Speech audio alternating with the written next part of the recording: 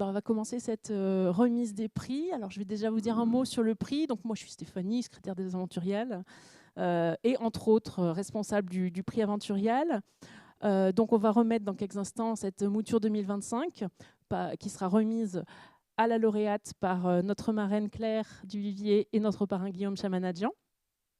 Mais je vais d'abord vous parler un petit peu du prix et des chiffres sur le prix. Donc, le prix Aventurial, c'est d'abord une dizaine de membres de l'association qui lisent entre octobre et juin entre 20 et 60 livres en numérique. Et parmi ces lectures, ils font un choix entre 4 et 6 livres en veillant à plusieurs équilibres. Le genre de l'auteur ou de l'autrice, le genre de l'imaginaire qui est, pour qu'il n'y ait pas que de la science-fiction ou que de la fantasy. On veille à ce que ce soit un premier roman ou auteur peu connu, maison d'édition peu connue, voilà, ce genre de choses. Pour 2025, il y avait donc une sélection de 5 livres avec 5 maisons d'édition différentes, 2 autrices, 3 auteurs dont un qui avait déjà été sélectionné une année précédente mais qui n'a encore jamais eu le prix. C'était aussi et surtout 9 médiathèques ou réseaux de médiathèques sur l'ensemble de la France. Donc il y en a 5 dans la région et 4 hors région, et qui ont chacune entre 12 et 13 participants.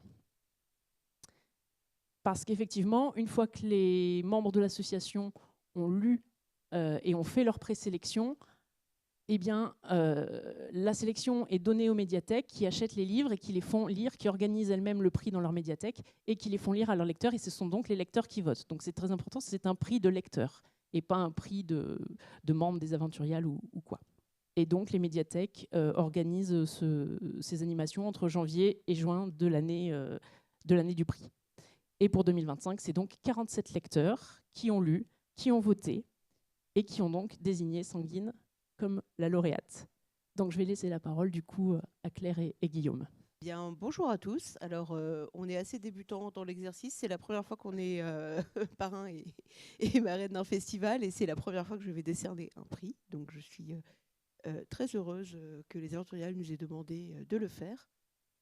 Oui, pareil, très très honoré. Effectivement, je me joins à Claire pour féliciter la lauréate de ce prix, qui a été bel et bien organisé par les Aventuriales. Donc, je me lève solennellement et je décerne le prix Aventurial 2025 à Ici Vive les Ténèbres de Sanguine, publié aux éditions du Chat Noir.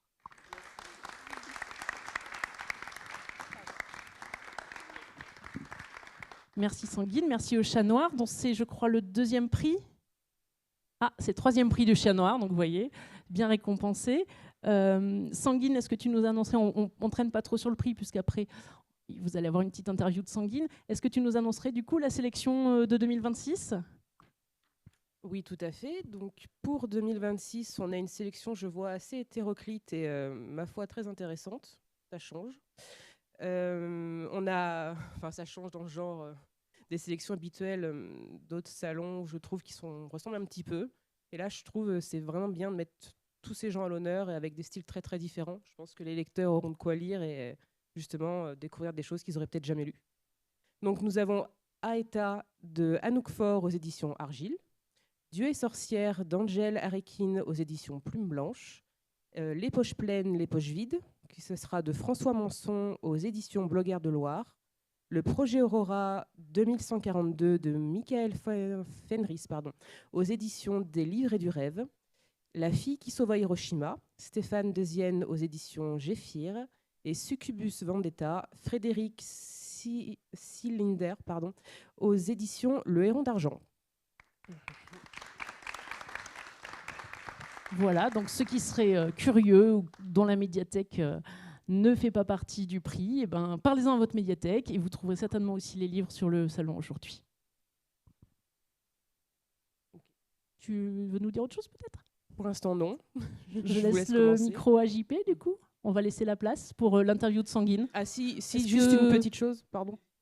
Oui, c'est... Je vais pas rester jusqu'au bout. Malheureusement, je suis attendu au stand, donc je vais juste dire un petit mot.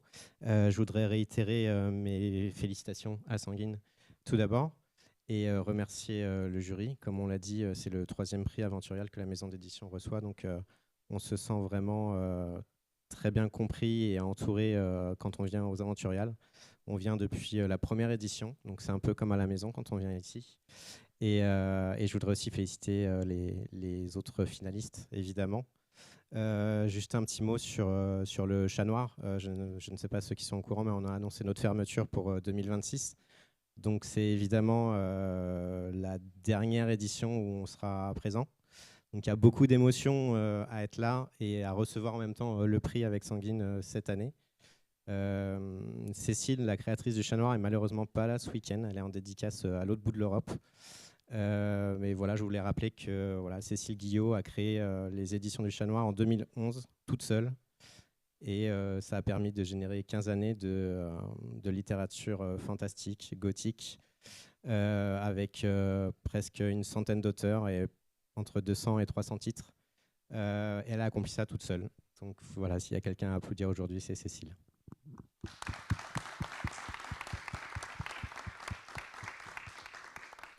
Je vous abandonne rapidement. Merci beaucoup. Et juste un petit mot quand même. Merci Mathieu d'avoir été mon éditeur ces années-là.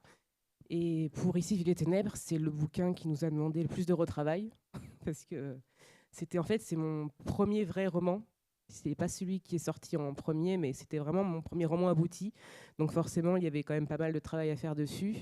Et on y a passé un petit moment, entre va-et-vient de mails et d'appels téléphoniques.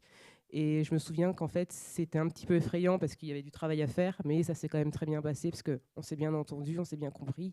Et surtout, on pouvait faire un pas vers l'autre tout le temps et avoir des efforts communs sans se sentir obligé, que ce soit lui ou moi, de faire vraiment des concessions qui ne nous plaisaient pas.